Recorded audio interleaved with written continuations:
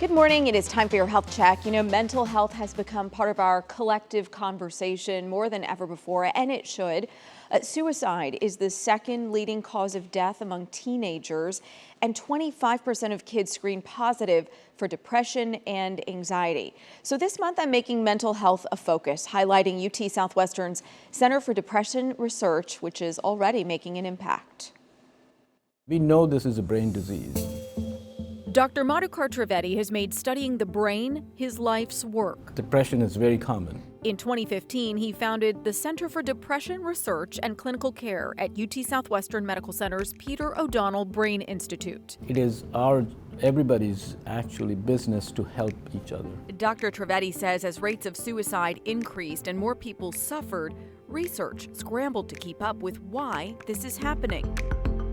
He points to three reasons in his research why it is. 1, lack of attention to early signs and symptoms. 2, the added stressors of the COVID pandemic. And 3, the effect of social media. On the one hand, teenagers and young adults feel like they're connected because they're on social media constantly. On the other hand, it creates a sense of isolation. The whys are part of what the center is studying. They have 3 areas of focus. First, doctors are working to find new ways to help people who haven't benefited from traditional treatment. And it's not just medication, it is also therapy, it is also exercise, it is also behavioral activation, it is also some community work, etc. Second, researchers are developing brain and blood tests that can be used routinely in practice by doctors anywhere. So that when somebody comes in and says, I'm not doing well, we can do those tests, come up with an algorithm and say, this is what you have, this is the treatment you should have. And third, they're partnering with community leaders through 2 large initiatives.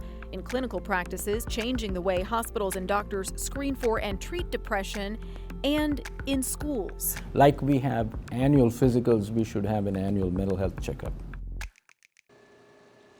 So over the next month, I'm going to explore what is depression, how is this clinic's innovative research already saving lives, and how do you know if you or someone you love is depressed? What do you do next?